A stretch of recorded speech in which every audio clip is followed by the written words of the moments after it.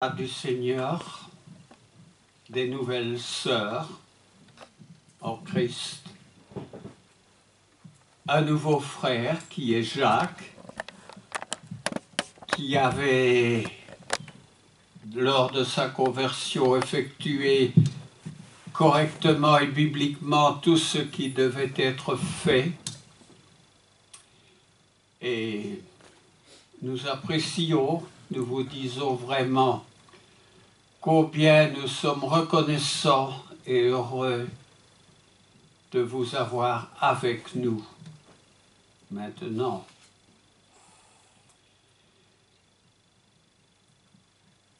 J'ai préparé un sermon qui aurait pour titre une phrase qui se trouve dans l'Épître aux Éphésiens et qui parle de quelques bonnes paroles. Alors, avons-nous quelques bonnes paroles à échanger? Quelques compliments que nous pouvons faire pour toute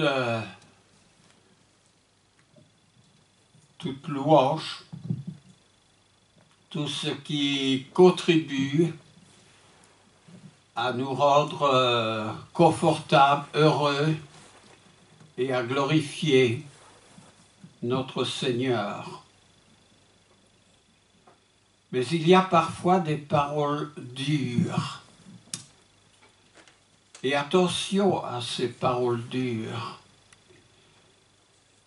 L'apôtre Paul en utilisait quelquefois, et notamment il dit aux Galates, « Suis-je devenu votre ennemi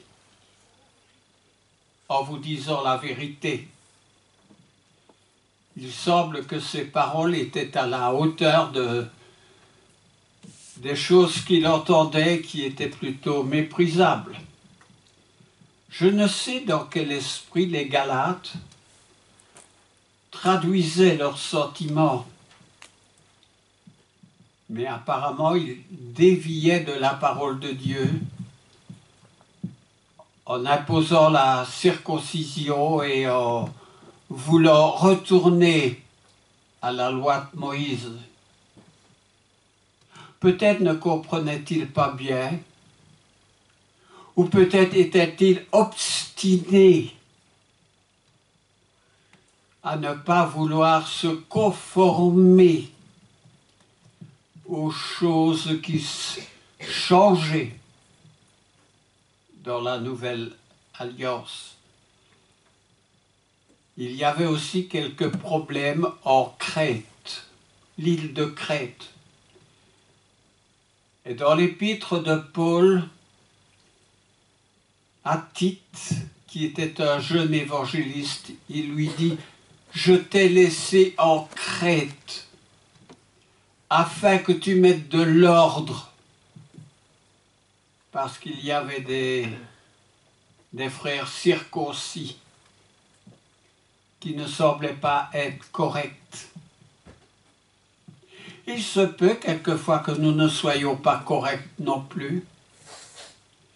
Il se peut quelquefois que nous ayons dans nos interlocuteurs des personnes, selon notre manière de dire, il est à côté de sa plaque. Mais nous avons le devoir de rectifier une situation, mais avec beaucoup de tact et d'amour. Sinon, ce que nous allons dire ne va pas édifier, ne va pas aider à construire.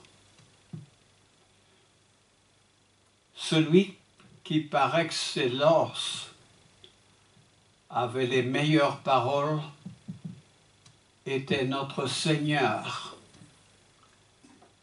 Quand nous allons en Matthieu chapitre 5, il y a ce qui est appelé les béatitudes. Heureux, heureux, heureux. Ah, ça, c'est une exaltation qui sort du cœur, un sentiment qui fait du bien et qui communique quelques grâces. Alors j'ai mon étude, parce que toujours je résume ce qui doit être dit.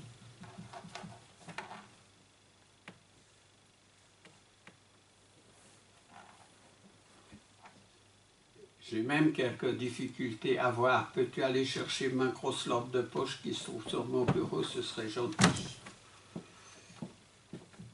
Comme vous le constatez, ma vue régresse. Je n'en fais pas une plainte. Je rends grâce à Dieu que pendant tant d'années, j'ai eu une bonne vue. Peut-être tes lunettes. Tes lunettes. Mes lunettes aussi, oui, c'est vrai.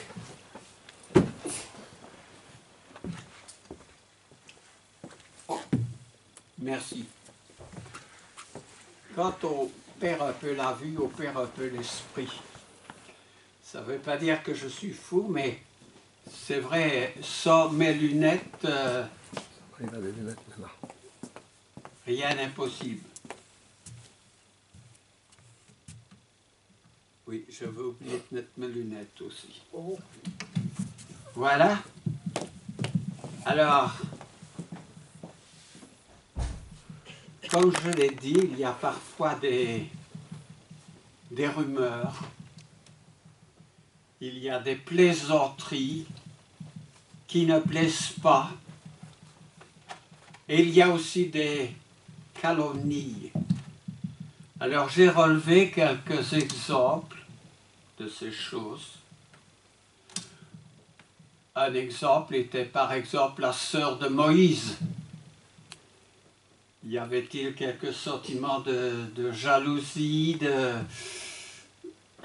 de sentir un manque d'exaltation de sa part, et elle a commencé à critiquer Moïse et à quelques d'autres. Et il y a dans le livre plusieurs gens qui se sont laissés pousser jusqu'à la révolte envers Moïse. Et là, Dieu a été très sévère. Mais j'ai mon frère là, qui est prêt aussi pour toute lecture. Et nous allons commencer par un passage où l'apôtre Paul dit qu'il ne sort de votre bouche aucune parole malsaine. Tu peux lire la suite. C'est dans quel... Tu as le verset qui est exprimé en Éphésiens. C'est Éphésiens chapitre 4, les versets 29 et 30, je pense.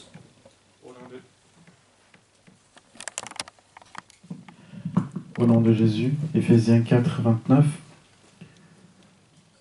Qu'il ne sorte de votre bouche aucune parole mauvaise, mais s'il y a lieu, quelques bonnes paroles qui servent à l'édification et communiquent une grâce à ceux qui l'entendent. N'attriste pas le Saint-Esprit de Dieu, par lequel vous avez été scellés pour le jour de la rédemption. Tu as lu le verset 30 aussi. L'apôtre Paul dit qu'il ne sorte de votre bouche aucune parole mauvaise ou malsaine. Alors, c'est déjà une mise en garde. L'apôtre Paul, dans son épître aux Éphésiens, Colossiens, Philippiens, ce sont des épîtres qu'il écrit quand il était en prison à Rome.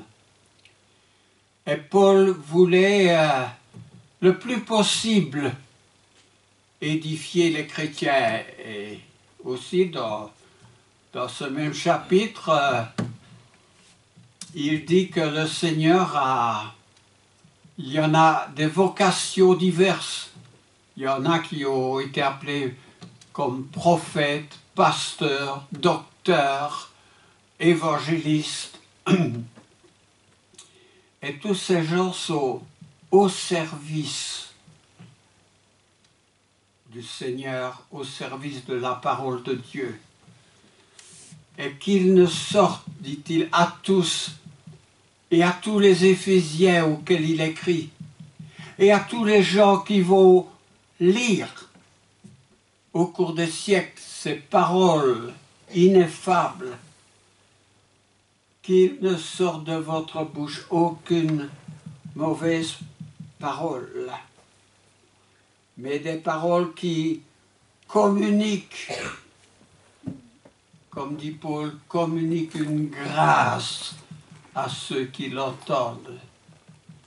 Alors il faut que ce verset, qui est un verset clé, pénètre bien au fond de nous-mêmes. Il va dire à 2 Timothée 2 qu'on évite les disputes. 2 Timothée 2, les versets 14 à 19, si tu peux lire, mon frère. Au nom de Jésus. Rappelle ces choses en conjurant devant Dieu qu'on évite les disputes de mots qui ne servent qu'à la ruine de ceux qui écoutent. Efforce-toi de te présenter devant Dieu comme un homme éprouvé, un ouvrier qui n'a point à rougir, qui dispense droitement la parole de la vérité. Évite les discours vains et profanes, car ceux qui les tiennent avanceront toujours plus dans l'impiété, et leur parole rangera comme la gangrène. De ce nombre sont Hyménée et Philette, qui se sont détournés de la vérité, disant que la résurrection est déjà arrivée, et qui renversent la foi de quelques-uns. Je continue. Alors, si c'est le même contexte, tu peux continuer. Néanmoins, le solide fondement de Dieu reste debout, avec ses paroles qui lui servent de sceau. Le Seigneur connaît ceux qui lui appartiennent, et quiconque prononce le nom du Seigneur, qu'il s'éloigne de l'iniquité. Amen. Eh bien, évite les disputes de mots. Ça ne veut pas dire que nous ne devons pas enseigner. Ça ne veut pas dire qu'il ne faut pas exhorter, réprimander parfois. Mais il faut le faire avec amour et surtout avec douceur, même à ceux qui sont répréhensibles. Paul dit que votre douceur soit connue de tous les hommes. Alors je continue. Il a dit aussi: combat le bon combat en gardant la foi. Parce que si on ne combat pas loyalement et comme nous devons le faire, nous allons tomber, manquer de foi. Un soldat qui va en guerre, s'il ne se bat pas selon les règles, il va commencer par ne pas se protéger et il va être éliminé du combat. Parce qu'un combat, il faut toujours employer les armes qui conviennent. Et Paul aussi aux Éphésiens, il va parler des armes du chrétien, qui sont les armes qu'il nous est permis de prendre. Vous savez, toutes les armes ne sont pas permises. Il y a certaines armes, ou létales par exemple, et d'autres, il y a des conventions pour ne pas les utiliser, ces armes. il y a les mines antipersonnelles, il y a beaucoup de choses. Quand j'étais dans le nord d'Israël, sur le plateau du Golan, je suis allé jusqu'à la frontière de la Syrie. Et à la frontière syrienne, il y avait des barbelés et une tête de mort qui indiquait qu'il ne fallait pas faire un pas de plus parce que c'était des champs de mines. Donc il faut toujours faire attention parce que si vous marchez là où il ne convient pas de mettre votre pas, cela va exploser. Et pour dire une expression, ça va vous péter en pleine figure. Et vous ne le raconterez pas. Alors attention de ne pas perdre votre qualité de combattant. Alors, en 1 Timothée 4, les versets 6 à 8, c'est tout en dessous de la feuille, il va dire « exerce-toi » à la piété, parce qu'il faut s'exercer. On ne peut pas manipuler une âme sans s'être exercé auparavant. Car pour moi, je sers déjà de libation, et le moment de mon départ approche. J'ai combattu le bon combat. J'ai achevé la course. J'ai gardé la foi. Désormais, la couronne de justice m'est réservée. Le Seigneur, le juste, juge, me la donnera dans ce jour-là, et non seulement à moi, mais encore à tous ceux qui auront aimé son avènement. Amen. Combattre suivant les règles. Alors, il y a aussi des recommandations qui sont pour tous les âges.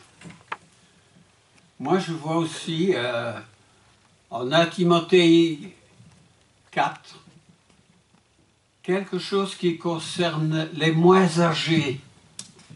Tu as ces versets, mon frère, 4, versets 4 à 6. 1 Timothée 4, 4 à 6. Oui. Car tout ce que Dieu a créé est bon, et rien ne doit être rejeté, pourvu qu'on le prenne avec action de grâce. Parce que tout est sanctifié par la parole de Dieu et par la prière. En exposant ces choses aux frères, tu seras un bon ministre de Jésus-Christ, nourri de paroles de la foi et de la bonne doctrine que tu as exactement suivie. Amen. Il avait suivi la bonne doctrine. Et la bonne doctrine aussi, c'est d'être en relation avec le Seigneur. Combien de fois en préparant une prédication, je dis, mais Seigneur, qu'est-ce que tu en penses? Qu'est-ce qui va édifier? Mets en moi, Seigneur, les paroles qu'il convient de sortir de ma bouche lorsque j'enseigne. Il y a aussi 2 Timothée 1, le verset 13. 2 Timothée 1, verset 13. Retiens dans la foi et dans la charité qui est en Jésus-Christ le modèle des saintes paroles que tu as reçues de moi. Amen. Timothée était un jeune évangéliste. On peut encore dire à tous les jeunes, vous êtes proches de l'âge de Timothée. Et aussi en 2 Timothée chapitre 4 verset 2. Prêche la parole, insiste en toute occasion, favorable ou non, réprend, censure, exhorte avec toute douceur et en instruisant. En toute douceur. Pourquoi est-ce que c'est si important, toute douceur? Parce que l'apôtre Paul joint la douceur et le fait que cette parole Tu veux relire encore le verset, si tu l'as? Prêche la parole, insiste en toute occasion, favorable ou non, reprend, censure, exhorte avec toute douceur et en instruisant. Parce que si on ne fait pas en douceur, on ne va pas instruire. Or, ce n'est pas pour faire du mal que Paul dit à Timothée, reprend, censure, exhorte. Ça veut dire rectifie, remets dans le sens exact ce que les paroles veulent dire, mais fais-le en toute douceur et en instruisant, parce que le but doit être d'instruire. Alors, Colossiens 4, le verset 6, on peut le lire ou le relire encore.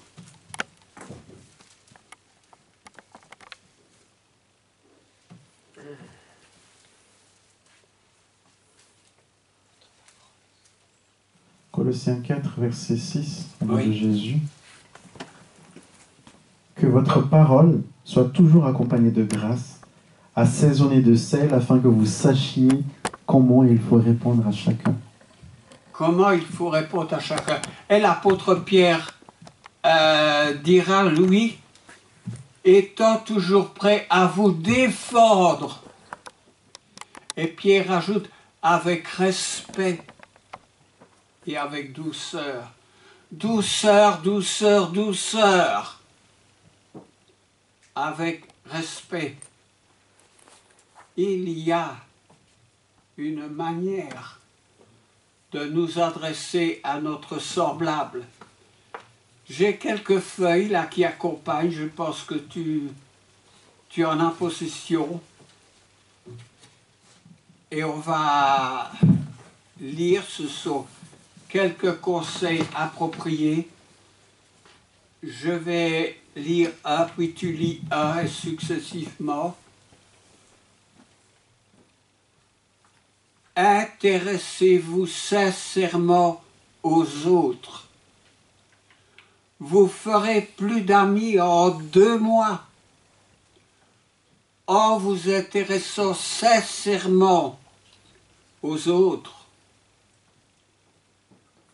Vous ne pourrez en conquérir que vous ne pouvez en conquérir en 2 ans en vous efforçant d'amener les autres à vous intéresser à vous. L'individu qui ne s'intéresse pas à ses semblables est celui qui rencontre le plus de difficultés dans la vie, dans l'existence, et qui est le plus nuisible à la société. Je ne sais pas si j'ai lu lentement assez ou peut-être trop vite ces paroles. Le point numéro B, je le laisse lire à Victoire et je lirai le C. Ayez le sourire. Nos actions parlent plus haut que nos paroles. Le sourire dit « Vous me plaisez, je suis content de vous voir. Votre présence me rend heureux. » Quand vous souriez, vous vous humanisez. Si nous avons perdu la joie, le meilleur moyen de la retrouver, c'est de nous comporter comme si elle était déjà en nous. Si vous voulez qu'on vous aime, ayez le sourire. Nul n'a besoin d'un sourire que celui qui n'en a plus à offrir. Votre présence me rend heureux. Alors souriez. N'ayons pas cette face de citron qui incommode, qui ne laisse rien passer que des remarques, des réprimandes, des non-contentements. Intéressons-nous aux autres. Alors le point numéro C, je le lis. Sachez écouter. Sachez écouter, encourager les autres à parler d'eux-mêmes. Bien des gens appellent un médecin. Ces gens n'ont seulement besoin d'un confident. Soyez leur confident. Pour être intéressant, intéressez-vous aux autres. Beaucoup de gens vont au médecin alors qu'ils n'ont besoin que d'un confident. Soyez leur confident avec quelques bonnes paroles qui communiquent quelques grâces, qui édifient les autres. Le point D. Si vous voulez gagner la sympathie des gens, parlez-leur de ce qui les intéresse, de ce qui leur tient à cœur. Pour trouver le chemin du cœur d'un homme, il faut l'entretenir de ce qu'il chérit. Oui, et cette dernière phrase, c'est le président Roosevelt, dans les années 40, aux États-Unis, président des États-Unis, qui a dit cette dernière phrase, et je la relis. Pour trouver le chemin du cœur d'un homme, il faut l'entretenir de ce qu'il y a chez lui de plus cher. Alors, intéressons-nous aux autres pour gagner leur sympathie. Autrement, ce que vous dites ne va pas avoir d'impact. Faites-lui sincèrement sentir son importance. Tout homme que nous... je vais te laisser lire cette phrase-là, en dessous. Faites-lui sincèrement sentir son importance. Tout homme que nous rencontrons nous est supérieur en quelque manière. Si vous voulez trouver le chemin de son cœur, prouvez-lui subtilement que vous reconnaissez sincèrement son importance dans sa sphère. Un grand homme montre sa grandeur dans la manière dont il traite les petites gens. Tout homme montre sa grandeur dans la manière dont il traite les petites gens. Tout le monde nous est supérieur dans quelques domaines autres que le nôtre et même peut-être même dans notre propre domaine. Respectez les opinions de notre adversaire. Soyez diplomate. Ne commencez jamais en annonçant quelque chose de dire « Je vais vous prouver cela ». Cela équivaut à dire « Je suis plus malin que vous ».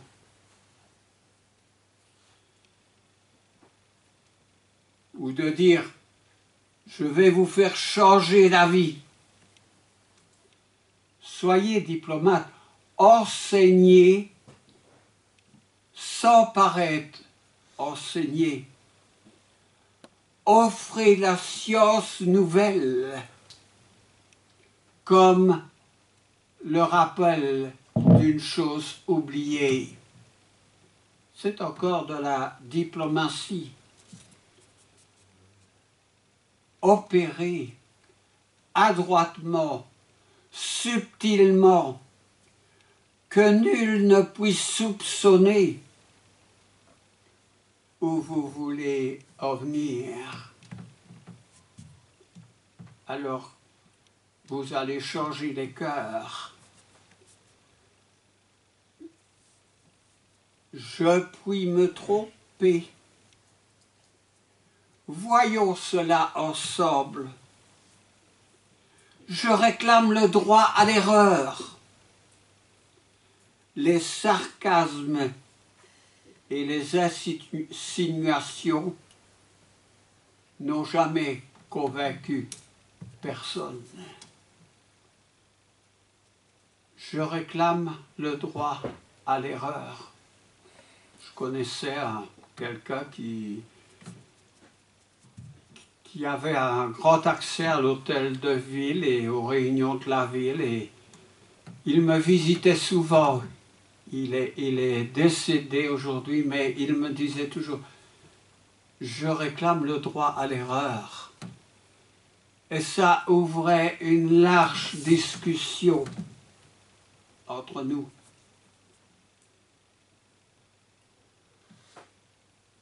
Exemple, écoutez, je n'étais pas du tout d'avis, mais je vais rectifier, je vais étudier ce que vous me dites. Si je me trompe, je veux rectifier mon opinion. Examinons la chose ensemble. Mon frère, tu continues. Quand vous avez tort, reconnaissez-le promptement et de bon cœur. En récriminant, on n'obtient jamais assez, mais en cédant, on obtient plus qu'on espérait. Sa modeste réponse avait éloigné leur courroux. L'homme qui reconnaît ses fautes s'élève au-dessus de la masse. Il connaît une joie noble et rare. L'homme qui reconnaît ses fautes s'élève au-dessus de la masse. Oui, si je me trompe, je veux rectifier ma pensée. Alors le point C, si tu veux, quand vous avez tort. C'est ce qu'on a lu tout à l'heure. On l'a vu. Commencez... Oui, pardon. Reconnaissez-le promptement. Tout à fait. Quand vous avez tort. Il y a peut-être un petit texte qu'on n'aurait pas lu au point C. En récriminant, on n'obtient jamais assez, mais en cédant, on obtient plus qu'on espérait. Sa modeste réponse avait éloigné leur courroux. L'homme qui reconnaît ses fautes s'élève au-dessus de la masse. Il connaît une joie noble et rare. C'est ça? Oui. Le point suivant, commencez à parler avec douceur. Ne vous introduisez pas dans une conversation à brûle-pourpoint en faisant cesser les autres de s'exprimer. Alors, commencez à parler avec douceur. Une goutte de miel, on sait tous ce que c'est le miel, une goutte de miel attrape plus de mouches qu'une pinte de fiel. Si vous gagnez un homme à votre cause, persuadez-le d'abord que vous êtes son ami sincère. La goutte de miel capturera son cœur. Et c'est par le cœur qu'on parvient à l'esprit. À toi la suivante. Posez des questions qui amènent automatiquement des réponses affirmatives. Quand vous voulez vaincre quelqu'un, évitez dès le début de la conversation de soulever les questions sur lesquelles vous et lui, vous ne vous entendez pas. Appliquez-vous à souligner les points sur lesquels vous êtes d'accord. Tâchez d'amener la personne à dire oui le plus tôt possible. Faites qu'il n'y ait pas à prononcer de non. Une réponse négative est un obstacle difficile à surmonter. Tout l'orgueil de la personne exige qu'elle garde une attitude constante et qu'elle continue à dire non. Mais quand la personne dit oui, son organisme prend une attitude réceptive et consentante. Laissez parler l'autre à son aise. Si vous n'êtes pas d'accord avec cette personne, vous serez tenté de l'interrompre. Mais tant qu'il n'a pas terminé, taisez-vous. Il ne vous écoutera pas. S'il n'a pas pu exprimer ce qu'il avait sur son cœur, encouragez-le à être votre confident.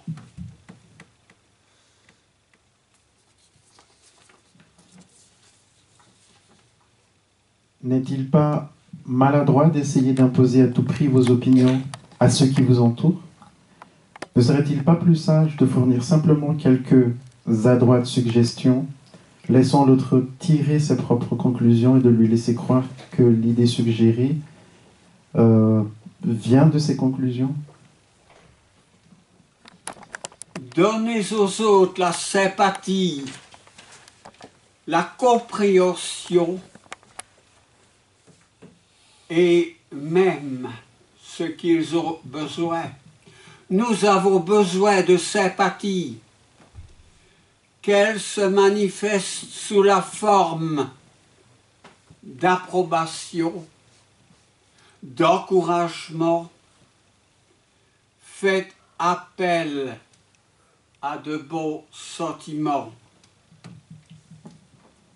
Frappez la vue et l'imagination. Affirmer une vérité ne suffit pas. Il faut frapper l'imagination, rendre les faits vivants, intéressants et impressionnants. Lancez un défi pour obtenir des résultats.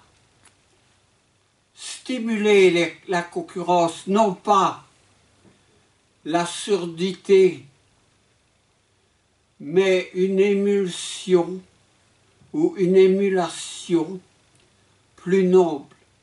Le désir de mieux faire, de surpasser, et non pas de les surpasser.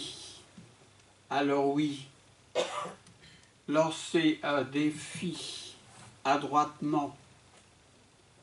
Et puis je laisse continuer quelques points qui seront des moyens d'améliorer les gens sans les irriter.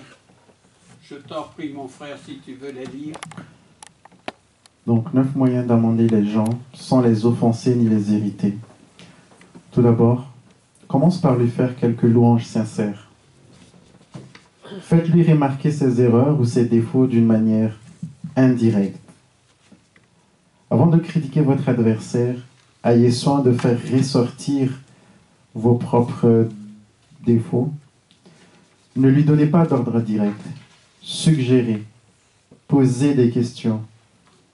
Épargnez son amour-propre. Laissez-lui, entre guillemets, sauver la face. Rendez justice à ses efforts. Louez ses plus légers progrès. Que vos encouragements soient généreux et sincères. Louez toutes ses qualités. Donnez-lui une belle réputation à mériter. Encouragez-le, que l'erreur semble facile à corriger, que la tâche paraisse simple à accomplir. Et pour finir, manœuvrez de telle sorte qu'il soit heureux de faire ce que vous proposez. Ce sont à de tels sentiments que le Seigneur nous appelle pour partager sa parole,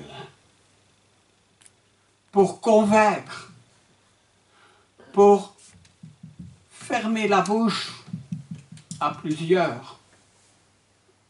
Parce qu'il y a aussi, et nous n'avons pas le temps, mais beaucoup de paroles mauvaises qui ont été réprimandées. J'ai fait allusion à la sœur de Moïse qui s'appelait Marie. Mais alors, quand le Seigneur s'en mêle, il y a des résultats immédiats. Et beaucoup d'exemples vont dans ce sens-là. Par exemple, Marie a été presque instantanément couverte de lèpre. Elle est devenue lépreuse. Elle n'est pas la seule personne dans la Bible qui est devenue lépreux par sa mauvaise attitude ou ses mauvaises paroles. Si vous allez dans le livre des Nombres, vous verrez que tous ceux qui se sont opposés à Moïse et à Aaron, on parle de Péor, on parle de Non. Dans un cas, il y a eu 14 700 personnes dont la terre s'est ouverte. Ils ont été engouffrés.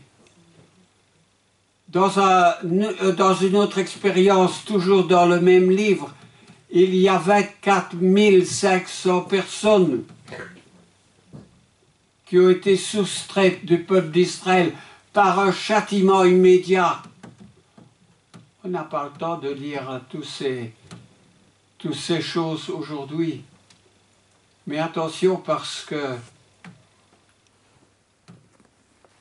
ce que nous avons entendu, ce sont des conseils. Et beaucoup de conseils venant du Seigneur. Mais si nous nous opposons à lui, si nous nous opposons à ses agents, à nos frères et nos sœurs, Jésus dit, si on ne donne pas un verre d'eau à l'un de ses plus petits, Jésus considérait les plus petits dans son royaume. Alors le Seigneur, il se fâche. Il va se fâcher. Et le Seigneur, comme nous disons, n'y va pas par le dos de la cuillère. Nous avons plein d'exemples tout au long de l'existence de ceux qui ont été à son service. Attention dont nous les abordons, dont nous les traitons. Nous n'avons pas le droit, nous ne sommes pas le Seigneur pour pouvoir jouer aux policiers. Ce n'est pas notre rôle. Alors faisons attention. Et je dis encore en terminant, parce que notre heure est certainement écoulée, que Jésus est l'exemple des meilleures paroles. Heureux, heureux, heureux, heureux. 6 fois dans les béatitudes. L'énumération par Paul en 1 Corinthiens 13 de ce que l'amour attend de nous. Des sentiments heureux, des sentiments joyeux. L'amour ne fait point de mal, l'amour ne soupçonne point le mal. L'amour L'amour, l'amour. On peut inclure ça dans le contexte de nos relations avec les autres. Je crois que nous sommes heureux ce matin d'avoir entendu ces paroles. Et que le Seigneur soit avec nous en toutes choses, afin que nous ayons les sentiments les mêmes que notre Seigneur Jésus-Christ, les mêmes que Paul. L'apôtre Paul dit, soyez mes imitateurs, comme je le suis moi-même de Christ. Alors, mes frères et sœurs, une bonne semaine en Christ et revêtons-nous de ces sentiments qui communiquent quelque grâce. Amen. Amen.